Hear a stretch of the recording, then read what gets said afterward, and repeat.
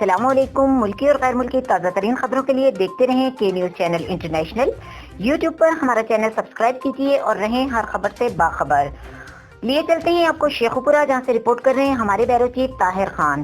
شیخوپورہ شرف پور کے نواحی گاؤں ڈھامکے میں 5 سال عبد الرحمان کو زیادتی کے بعد قتل کر دیا گیا۔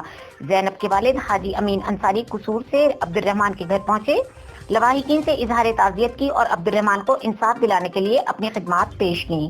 تفصیلات کے مطابق زینب کے والد حاجی امین انصاری قصور، رہنما P T I N a 120 Haji Ali Asghar Munda, tehsil press club شرف پور کے صدر ملک صدیق بادشاہ، شرف پور میڈیا کونسل کے صدر فضل قیوم خان، گروپ لیڈر چمن خان اور علاقہ بھر سے سیاسی، سماجی اور صحافتی شخصیات ڈھامکے معصوم عبد الرحمان کے گھر پہنچے۔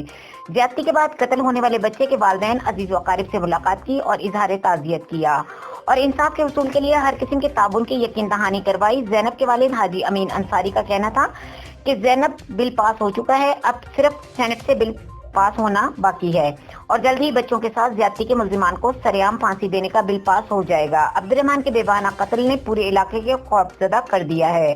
اب لوگ اپنے بچوں کو گھروں سے باہر بھیجنے سے بھی ڈرتے ہیں۔ ایسے شفاق ملزمان کو دہشت گردی عدالتوں کے ذریعے فوری ٹرائل مکمل کر کے پھانسی دینی چاہیے اور ایسے ملزمان کی لاشوں کو چوک میں لٹکا دینا چاہیے۔ ہم اپنی آنے والی نسلوں کو اس درندگی سے بچانے کے لیے عبرتناک سزائیں دیں گے تو جرم پر قابو پایا جا سکے گا۔